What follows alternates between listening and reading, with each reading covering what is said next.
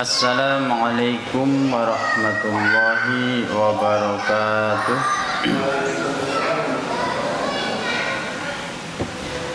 Alhamdulillahi rabbil alamin. Nahmaduhu wa nasta'inuhu wa nastaghfiruh wa na'udzu billahi min shururi anfusina wa min sayyiati a'malina.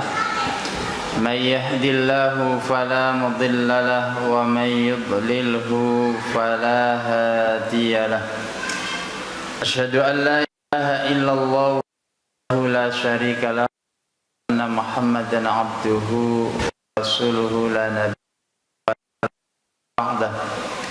Allahumma salli wa sallim wa barik ala Muhammadin wa ala alihi wa sahbihi ajma'in. Qala Allah في كتابه الكريم أعوذ بالله من الشيطان الرجيم يا أيها الذين آمنوا اتقوا الله وقولوا قولا سديدا يصلح لكم أعمالكم ويغفر لكم ذنوبكم ومن يطع الله ورسوله فقد فاز فوزا عظيما. Usikum wa nafsi bitaqwallah ittaqullaha haqqa tuqatih wa la tamutunna illa wa antum muslimun. Taib ikhwan fillah rahimakumullah. Kita lanjutkan majelis ilmu kita di hari ini yang ke-72. A'udzu billahi minasy syaithanir rajim.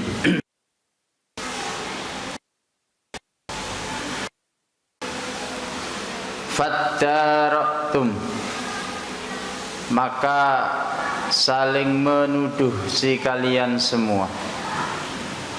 Fihi idghamut ta'i fil asli fiddal, di dalam kalimat fattaratum di sana pada aslinya adalah mengidghamkan atau memasukkan huruf ta pada huruf dal.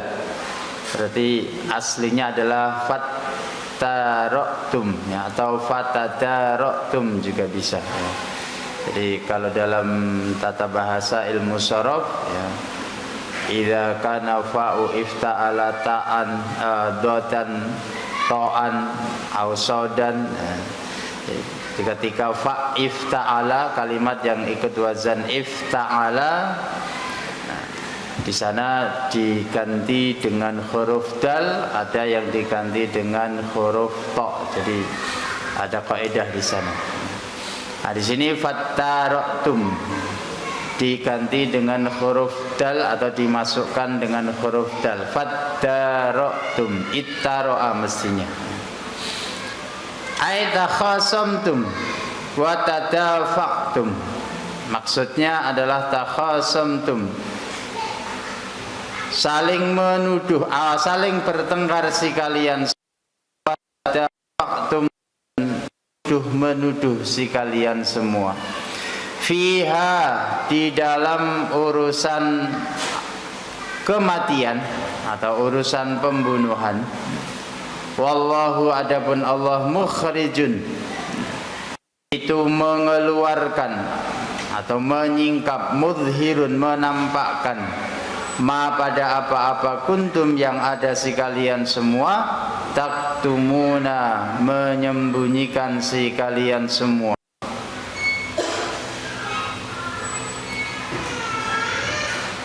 Min amriha,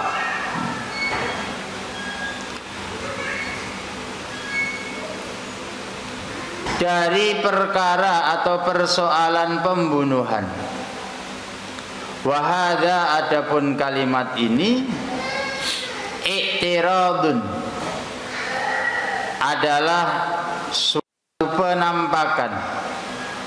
Wahwa awalul qissah, dan ayat ini menjadi permulaan satu cerita atau kisah. Ini masih rangkaian dengan ayat yang sebelumnya terkait perintah dari Allah Subhanahu wa taala kepada Bani Israel untuk seekor sapi betina. Jadi di awal ketika Israel datang kepada Musa, tolong berdoa kepada Tuhanmu supaya memberitahu kepada kami siapa yang telah membunuh orang yang mati di tengah-tengah kami. Karena oleh mereka siapa pembunuhnya, tapi justru Allah menyampaikan kepada Nabi Musa agar Bani Israel menyembelih seekor sapi betina. Dan terus berlangsung pada beberapa ayat sampai pada akhirnya mereka menyembelih seekor sapi betina dengan sangat-sangat kesulitan. Baru kemudian dijelaskan oleh Allah Subhanahu wa taala pada ayat ini, dan ketika kalian saling menuduh, berbantah-bantahan tentang siapa yang telah membunuh seseorang di tengah-tengah kalian, sedangkan Allah ingin menampakkan atau menunjukkan sesuatu yang tersembunyi atau yang kalian sembunyikan, apa yang terjadi di tengah-tengah kalian. Fakulna, kemudian kami berfirman atau kami berkata, idribu, pukullah oleh kalian semua ay al-qatilu. Kembali pada al-qatil, yaitu orang yang dibunuh atau orang yang telah mati. Ini setelah mereka selesai menyembelih seekor sapi betina tadi, diperintahkan untuk memukul orang yang dibunuh. Dengan apa? Biba'dhiha, dengan sebagiannya. Sebagian anggota badan dari sapi betina yang dibunuh, yang disembelih tadi. Fadoroba, kemudian memukullah bilisaniha, dengan lisannya sapi. Au ajaba dzambiha, atau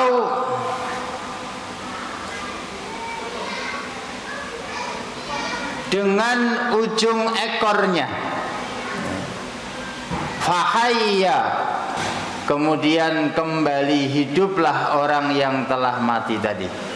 Waqala, dan dia berkata, qatalani, qatala telah membunuh ni kepadaku, fulanun si fulan, wa fulanun bersama si fulan. Libni ammihi, sedangkan orang yang membunuh dia adalah anak pamannya. Wa mata, lalu matilah orang yang telah dibunuh tadi setelah menyebutkan siapa yang membunuhnya.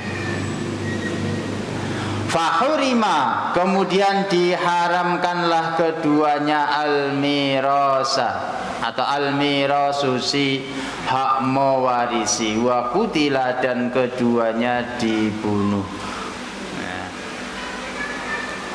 Jadi tersingkaplah misteri yang terjadi di tengah-tengah Bani Israel tentang kematian seorang di tengah mereka. Jadi tidak perlu butuh waktu bertahun-tahun untuk menutupi peristiwa kematiannya hingga salah tangkap dan salah tuduh.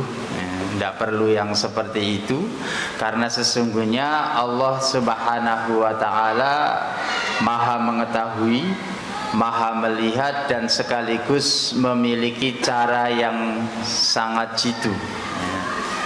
Walaupun awalnya tadi Bani Israel merasa heran, ini orang minta penjelasan siapa yang membunuh orang yang mati di tengah-tengah kita, kok malah disuruh menyembelih sapi, apa kaitannya?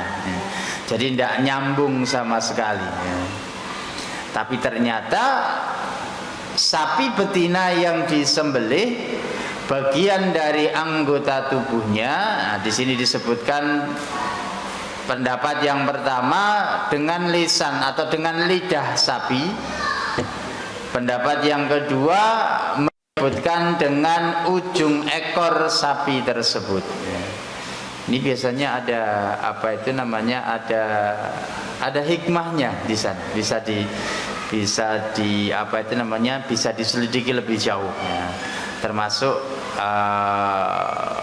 kalau di dalam hadis Rasulullah Sallallahu Alaihi Wasallam, cara untuk menyembuhkan orang yang sakit sendi ya, atau orang yang tidak bisa tidur, oleh Rasulullah Sallallahu Alaihi Wasallam diperintahkan untuk merebus tulang bagian lutut dan kemudian diambil apa itu namanya ya, diambil airnya, sopnya itu diminum dengan rutin, itu bisa sembuh. Nah ini biasanya ada hikmahnya bagi yang punya ilmunya, bisa meneliti lebih jauh apa gerangan lidah atau ujung ekor dari sapi ini. Mungkin bisa untuk sekarang ya, kasus yang bisa nyembelih, mestinya kemarin Lebaran Idul Adha itu bisa diminta lidah sapi atau ekor sapi ya. Siapa tahu bisa hidup betulan kemudian nyebutkan si fulan tuh yang bunuh saya. Misteri ini. Ya, ketika dipukul dengan lidah atau ekor ya, pangkal ekor dari sapi itu, tiba-tiba dia hidup. Begitu dia hidup, dia tunjuk, yang membunuh aku si fulan dan si fulan. Ternyata si fulan yang membunuh adalah sepupunya sendiri, anak pamannya, libni ammihi, yang semestinya anak paman atau sepupu ini bisa menjadi ahli waris. Karena dia membunuh, maka hak mewarisi menjadi batal. Dalam Islam begitu. Jadi hak waris mewarisi karena ada hubungan nasab. Kemudian yang menghalang-halangi tidak bisa mewarisi, beda agama karena membunuh ya, meskipun satu nasab, tapi kalau berbeda keyakinan atau karena membunuh, apalagi yang dibunuh adalah orang yang meninggalkan warisan, maka yang membunuh tidak berhak menerima warisan.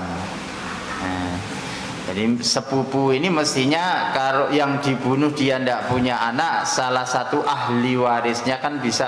Kalau semua dicari yang orang-orang yang terdekat untuk mendapatkan hak waris ternyata tidak ada, ini bisa jatuh kepada sepupu ya. Tapi karena dia yang membunuh, maka hak mewarisi batal ya, hilang. Bukan saja dia tidak boleh menerima warisan dari orang yang dibunuh atau saudara sepupunya yang telah dibunuh tadi, wa qutila, berlaku hukum qisas, keduanya juga dibunuh. Nah, jadi qisas bukan hanya di zaman Nabi Muhammad saja, bukan dalam syariat Islam di zaman Nabi Muhammad saja, tapi qisas juga sudah berlaku di zaman Nabi Musa alaihissalam.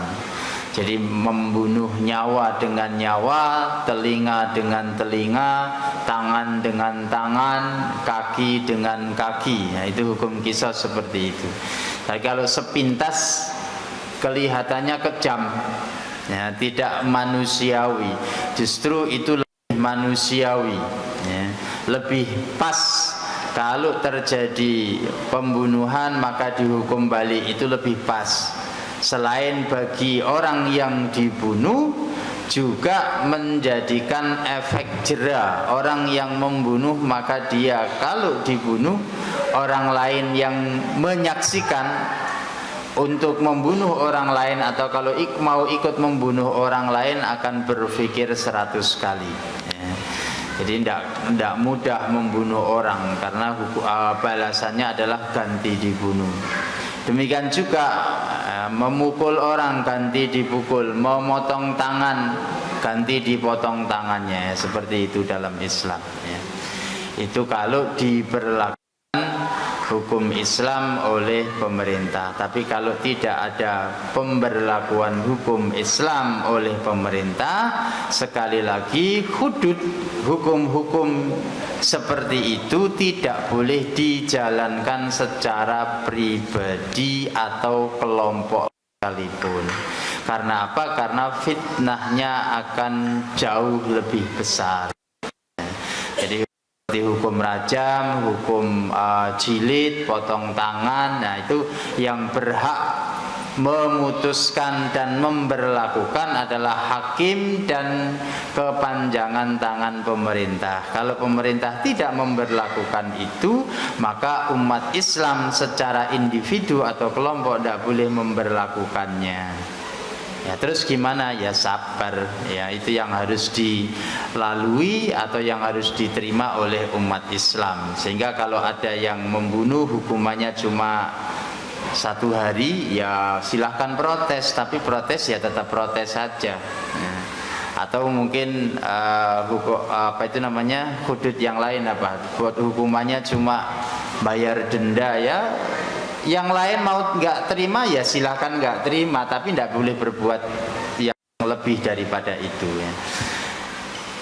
Itulah fitnah yang harus dihadapi oleh umat Islam hari ini ketika mungkin apa yang telah ditetapkan oleh Allah dan Rasulnya tidak bisa ditetapkan dalam kehidupan sehari-hari. Jadi tidak boleh main hakim sendiri ya.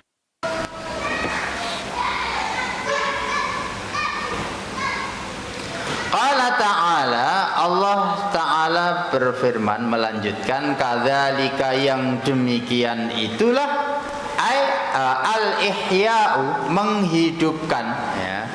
Jadi menghidupkan orang yang sudah mati tadi, yuhyi menghidupkan Allahu si Allah al-mauta pada orang yang mati, wa yurikum dan menampakkan kepada kalian semua ayatihi pada ayat-ayatnya, dalailun yaitu dalil-dalil kudratihi pada kekuasaannya Allah. Jadi hikmahnya Allah Subhanahu wa ta'ala menghidupkan orang yang mati tadi untuk menunjukkan kepada manusia yang lain tanda-tanda kebesaran dan kekuasaannya Allah Subhanahu wa ta'ala. Ini yang sekaligus untuk membantah apa yang dikatakan oleh Fir'aun ataupun Raja Namrud atau manusia-manusia sombong yang sejenisnya, yang mengatakan aku pun bisa menghidupkan dan mematikan. Cara menghidupkan yang dilakukan oleh orang-orang yang sombong seperti Fir'aun atau Namrud, 2 orang dipanggil, 1 dibunuh, 1 dihidupkan. Ini logika yang salah kaprah. Begitu dinaikkan levelnya, sama-sama bermain logika oleh Nabi Ibrahim disampaikan, kalau begitu coba matahari selama ini terbit dari timur, kamu sekarang terbitkan matahari dari barat. Nah, jadi orang yang suka berlogika tidak akan bisa mengalahkan logika dari Allah Subhanahu wa ta'ala ya. Nah, jadi tanda kekuasaan dan kebesaran Allah mampu menghidupkan orang yang sudah mati, bahkan mampu mematikan lagi. Dia tidak hitungan jam, jadi hanya sekedar menyampaikan yang membunuh aku si fulan dan si fulan, setelah itu mati. Nah, apa tujuannya? La'allakum ta'qilun, agar supaya kalian semua ta'qiluna berakal. Maksudnya berakal di sini adalah tadabbaruna, mentadabburi, merenungkan, mengambil pelajarannya, fata'lamuna, hingga kemudian kalian menjadi tahu annal qadira, bahwa sesungguhnya Allah itu berkuasa, mampu ala ihya'i nafsin wahidatin, atas menghidupkan satu jiwa, qadirun, ya, juga mampu dan berkuasa ala ihya'i nufusin kasiratin, atas hidupkan jiwa-jiwa yang banyak. Fatu minuna, oleh karena itu berimanlah kalian semua. Jadi bermaksud atau memiliki maksud yang luas. Bukan saja Allah ingin menunjukkan ini aku mampu menghidupkan orang yang sudah mati, aku mampu menghidupkan satu orang yang sudah mati sekarang. Bukan hanya itu, tapi Allah ingin menunjukkan kepada orang-orang kafir, terutama orang-orang yang tidak mengakui kekuasaan dan kemampuan Allah, terutama orang-orang yang tidak percaya akan hari kebangkitan, ya. Di mana pada hari kebangkitan nanti semua manusia yang sudah dimatikan dari sejak Adam alaihissalam sampai manusia yang terakhir di dunia ini mati, lalu dihidupkan kembali oleh Allah secara serentak. Semuanya hidup. Yang sudah ribuan, dalam hitungan manusia ada jutaan tahun. Kita tidak ada yang tahu umur dunia ini, umur manusia ini berapa, ya, mulai dari Adam sampai hari ini. Sejak pertama manusia diciptakan, yaitu Adam alaihissalam mati, dan sampai manusia yang terakhir hidup di dunia ini juga mati, nanti akan dihidupkan semua secara bersama-sama oleh Allah Subhanahu wa ta'ala. Sebagian besar orang-orang hari ini yang tidak punya iman atau tidak mau beriman kepada Allah, tidak percaya akan itu. Masa sudah campur dengan tanah akan dihidupkan lagi? Sehingga ada keyakinan atau kepercayaan supaya nanti tidak dibangkitkan lagi. Maka kalau aku mati, apa caranya? Bakar, lalu abunya sebar ke seluruh penjuru. Dan itu ada satu kisah yang masyhur, dan itu nanti yang akan menyebabkan orang itu masuk ke dalam jannah. Jadi dalam satu kisah ada seseorang dia syaratnya beriman, bukan tidak beriman. Yang sekarang kan dibakar karena memang tidak beriman kepada Allah Subhanahu wa taala. Bahkan tentang ya, nanti nek aku dadi awu mosok arep dibalekke meneh, meh diuripke meneh, gak mungkin ya. Tapi dia ini beriman kepada Allah, saking takutnya kepada Allah Subhanahu wa taala dan nanti diberi siksa oleh Allah, dia berpesan, kalau aku mati nanti tolong bakar jasadku dan sebar seluruh penjuru angin abu dari jasadku ini, supaya aku nanti tidak dibangkitkan dan tidak disiksa oleh Allah Subhanahu wa ta'ala. Besok dia dibangkitkan dan dia ditanya oleh Allah, kenapa kamu dulu seperti ini? Aku melakukan seperti itu karena aku berharap ketika jasadku jadi abu dan disebar ke penjuru dunia, aku tidak lagi dibangkitkan dan tidak akan mendapatkan siksa, karena saking takutnya aku akan siksa. Karena itulah dia kemudian dimasukkan jannah oleh Allah. Apa alasannya? Rasa takut yang ada dalam dirinya terhadap Allah Subhanahu wa ta'ala. Kalau tidak punya iman, tidak mungkin takut kepada Allah. Nah, walaupun itu ikhtiar yang salah, itu yang kadang cerita-cerita atau kejadian-kejadian seperti itu yang terkadang kalau disampaikan dalam hadis Rasulullah itu Allah tertawa dengan sikap nyeleneh dari hambanya. Maka kalau ada orang-orang beriman nyeleneh, ya rasa diloke, diguyu ayo. Allah kadang juga senang kalau ada hambanya yang nyeleneh gitu. Kan gitu. Kayak cerita orang terakhir masuk jannah kan juga begitu. Nah, dipameri sejuknya pintu jannah, dia dah nih aku mepet ning emperane tok wis cukup rasa dilebokno jannah.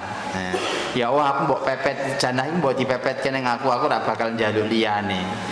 Sampai pada akhirnya dipepetke dan terakhir sudah masuk ke dalam jannah, dia akhirnya mengucapkan kalimat yang terbalik. Sungguh apa itu kalimatnya?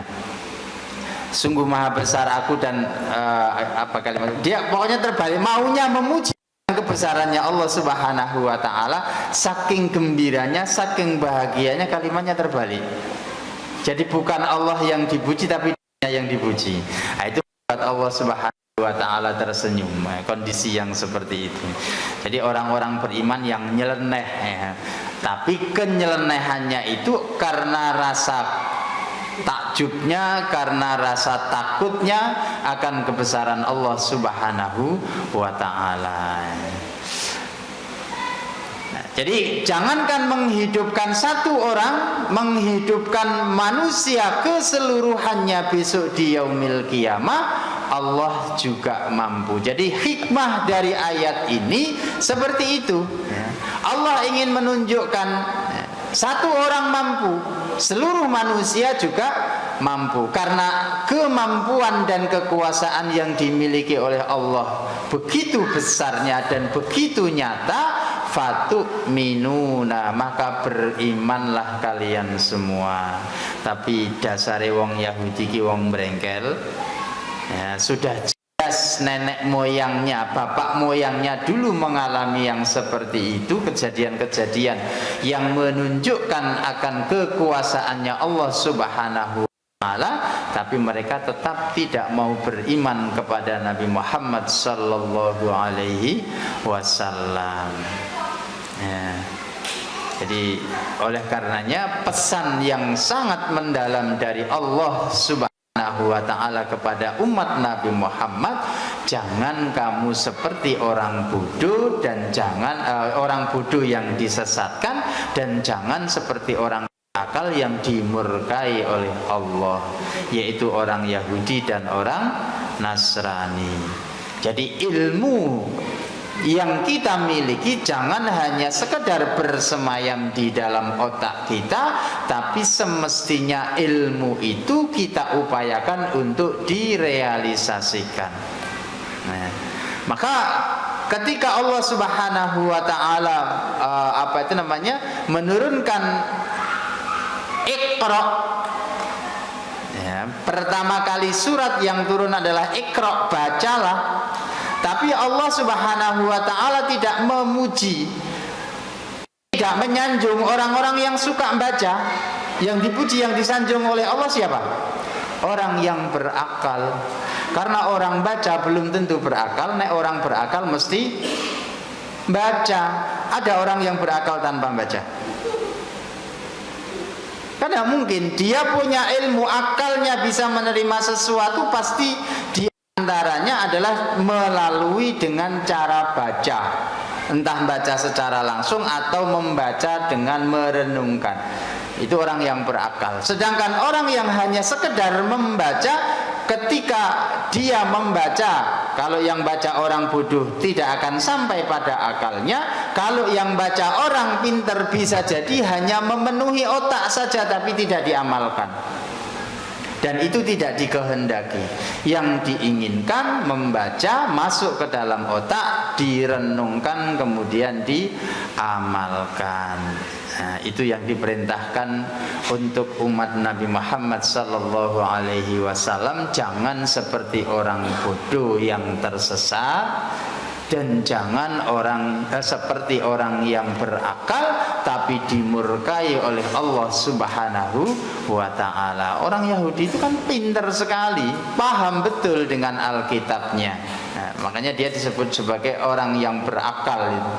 Tapi ternyata tidak sedikit pun dari kitab Taurat yang dikuasai oleh mereka diamalkan dalam kesehariannya. Terbukti ketika datang Rasulullah Muhammad sallallahu alaihi wasallam sebagai nabi dan rasul yang terakhir diutus oleh Allah, mereka tidak mau mengimaninya. Jadi dalam ayat ini mengandungi perintah fatu minuna, akan kebesaran Allah yang sudah nyata, maka berimanlah kalian kepadanya. Jadi hikmahnya begitu ya. Summa qasat qulubukum. Kemudian, nah ini kebangetannya orang-orang Yahudi ya. Summa qasat, kemudian menjadi keras qulubukum, hati-hati kalian, ayyuhal yahudu, wahai sekalian orang-orang Yahudi. Ya. Salabat, betul-betul menjadi keras hingga tidak bisa ditembus an qubulil haqqi, dari penerimaan kebenaran. Mim ba'di dzalika, dari setelah peristiwa itu. Al-madhkuru, yang sudah disebutkan, min ihya'il qatili, dari peristiwa dihidupkannya orang yang telah dibunuh. Wa ma qablahu, dan apa-apa yang telah disebutkan sebelumnya, minal ayati, dari ayat-ayat Allah. Nah ini. Jadi dengan apa yang disebutkan oleh Allah tidak menjadikan hati orang Yahudi itu lembut hingga kemudian beriman, tapi justru sebaliknya, qasat qulubukum, hati mereka keras, ya, tidak bisa menerima kebenaran meskipun orang yang mati dihidupkan nyata dilihat oleh dia, dan ayat-ayat sebelumnya sudah dipaparkan di hadapan mereka. Fahiya kal hijarah, fahiya, adapun hati-hati mereka orang-orang Yahudi, kal hijarati, itu laksana batu, fil qaswati, dalam sifat kerasnya, au asyaddu qaswah, atau jauh lebih keras lagi, minha, dari batu. Wa inna minal hijarati, karena sesungguhnya sebagian dari batu, lama yatafajjaru, tatkala memancarkan, minhu, dari batu, anharu, sungai-sungai. Wa inna minha, dan sesungguhnya sebagian dari batu, lama yashaqqaqu, ada yang terbelah. Fihi idghamut ta'i fil asli fisyin. Nah ini hampir sama seperti yang tadi. Kalimat fattarotum itu aslinya adalah tadarotum atau ittaro'a. Nah, jadi dal ta ro. Nah, kemudian taknya diganti menjadi huruf dal. Di sini yashaqqaq. Nah, mestinya ada huruf ta, yatashaqqaq. Nah, ini perbedaan lughah. Nah, dan taknya diganti dengan shin, ada dua shin dalam satu kalimat yang bergandengan, kemudian diidghamkan. Ini kalau kita belajar sorof, ya, masuk dalam pembahasan i'lal, ya. Jadi kalimat-kalimat yang secara sepintas, nah, kalau misalkan kita buka di kamus cari syaqqaq, ya syaqqaq itu nggak akan ketemu. Nah, maka kita harus tahu aslinya apa, seperti itu. Fayakhruju, maka keluarlah, minhu, dari batu yang terbelah tadi, al-ma'u, yaitu air.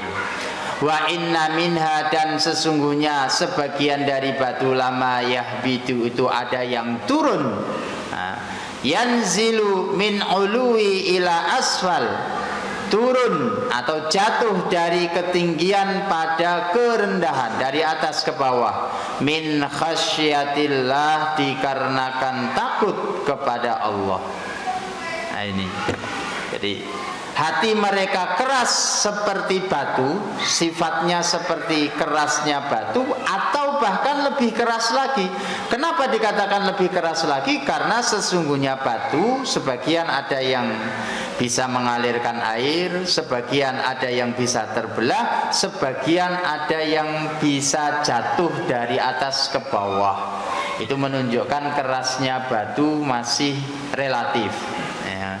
Jadi batu sekeras apapun di goa, kejatuhan air dengan istiqomah, akhirnya dekok juga, ya. Bahkan bolong juga, ya.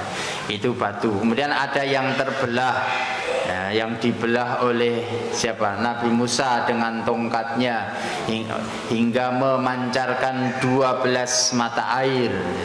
Kemudian juga kalau kita ketuban batu di bawahnya mengalir air, buat di ngerong ya. Nah, itu sepanjang berapa kita juga nggak tahu, ataupun di gua-gua yang lain ya. Semuanya batu dan dia bisa ditembus oleh air. Kemudian meteor bisa jatuh ya. Batu yang keras saja seperti itu, semua itu sebagai tanda kalau kita melihatnya ya fenomena alam. Tapi sesungguhnya apa yang terjadi pada batu itu adalah bagian dari ketundukan batu-batu itu kepada Allah Subhanahu wa ta'ala. Takutnya batu-batu itu kepada Allah. Jadi meskipun benda mati, mereka tetap berzikir kepada Allah. Nah, batu saja seperti itu. Tapi ternyata hati manusia yang sepotong atau segenggam dan sekepal, kalau kita pegang mesti di tekan-tekan itu empuk, ternyata sifatnya jauh lebih keras daripada batu yang fisiknya kalau kita pegang sangat keras ya.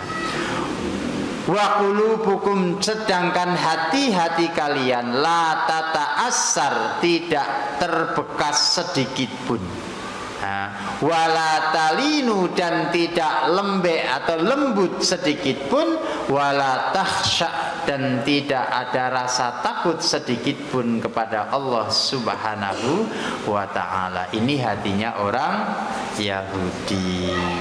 Kalau orang Islam seperti orang Yahudi ya berarti sama saja. Makanya orang Islam boleh niru seperti apa yang dilakukan oleh orang Yahudi ya. Terhadap syariat Allah, menentang, menolak ya, dengan sengaja ya. Berbeda kalau tidak sengaja. Jangan sampai sengaja menolak dan menentang syariatnya Allah Subhanahu wa ta'ala ya. Karena penentangan dan penolakan yang dilakukan secara sengaja itu menunjukkan hati yang keras, jauh lebih keras dari kerasnya batu. Wa mallahu, dan tidaklah Allah bighafilin, itu lalai, amma ta'malun, dari segala apa yang kalian kerjakan. Wa innama, dan hanya saja yuakhiru, itu mengakhirkan si Allah kum, pada kalian semua, liwaktikum, untuk waktu kalian di dalam menerima hukuman dari Allah ya. Wa fi qiraatin, dan dalam sebagian qiraah bit tahti apa ini bit tahtaniyati wa fihi iltifatu anil khitab ya. Dan di dalam sebagian bacaan ini apa itu namanya, dengan apa istilahnya, inilah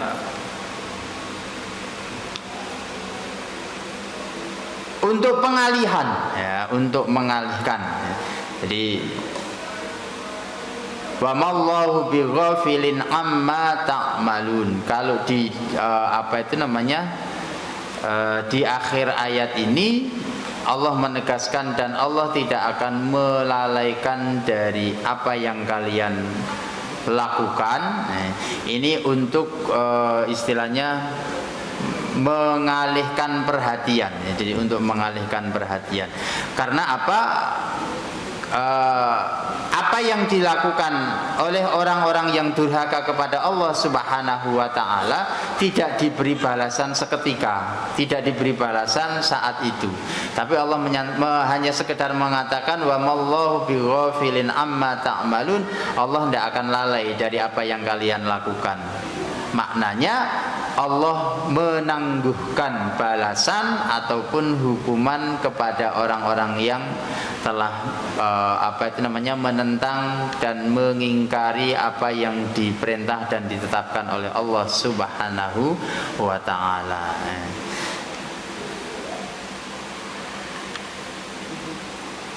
Sudah masuk Isya belum?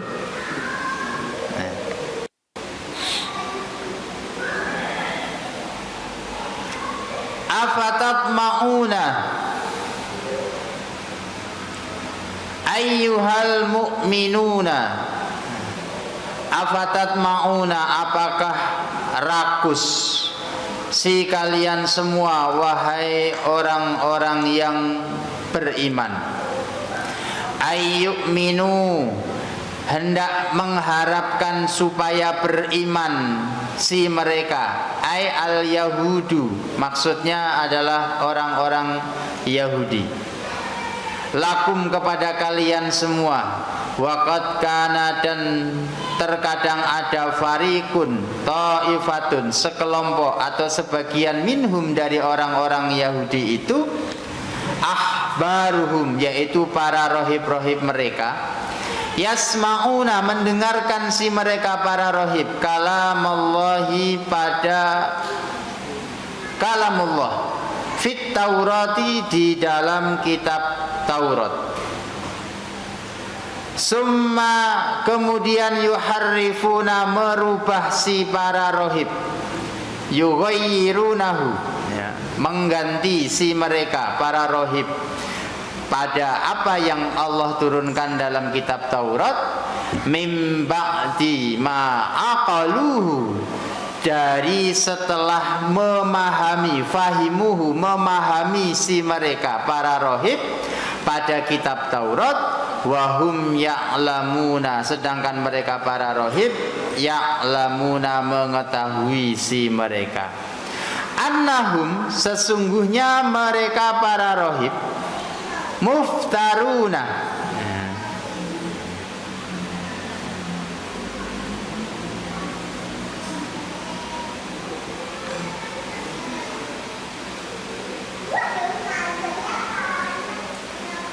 muftaruna, mengada-adakan si mereka. Wal hamzatu, adapun hamzah di dalam ayat ini yaitu afatu minuna, lil inkari, itu berfungsi untuk ingkari, ya, atau mengingkari. Ai la tatma'u, maksudnya jangan kalian berharap, jangan kalian memiliki keinginan agar orang-orang Yahudi itu beriman, ya.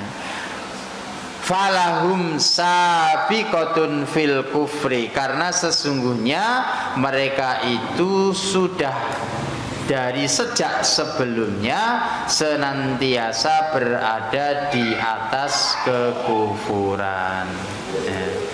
Jadi di saat itu, di tengah-tengah atau di kalangan para sahabat, memang bahkan Rasulullah SAW itu memiliki harapan, keinginan yang sangat besar agar supaya orang-orang Yahudi itu mau beriman, mau masuk Islam, ya.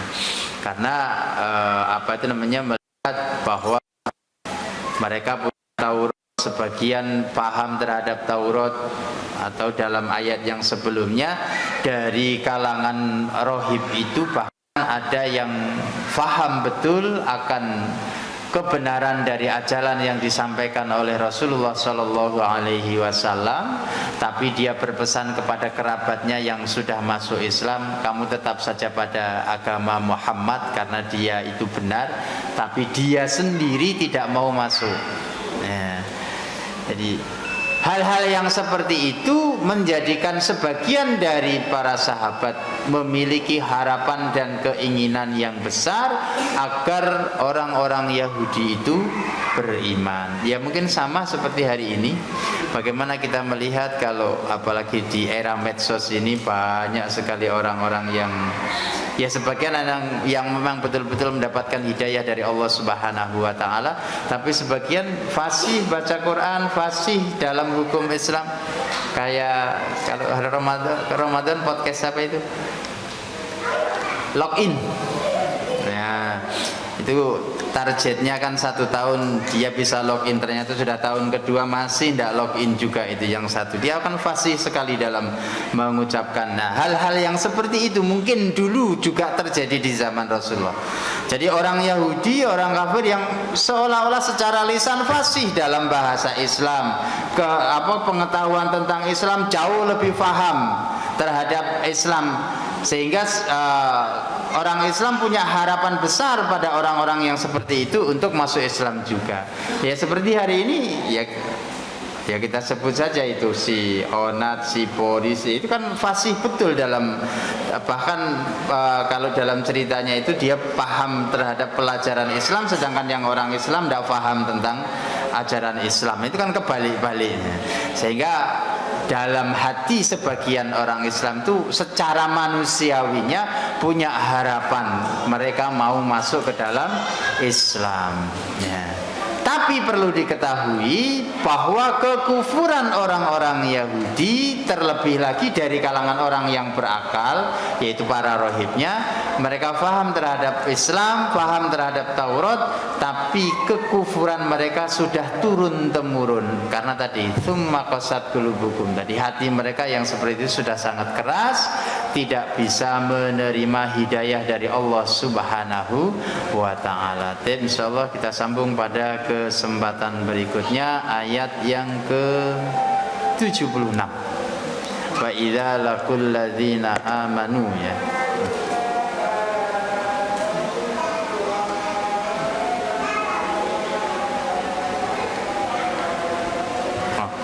Wa idza laqul ladzina amanu qalu amanna, ayat 76 insyaallah. Kurang dan lebihnya mohon maaf. Subhanaka Allahumma rabbana wa bihamdika asyhadu an la ilaha illa anta astaghfiruka wa atubu ilaik. Billahi taufiq wal hidayah. Wassalamualaikum warahmatullahi wabarakatuh.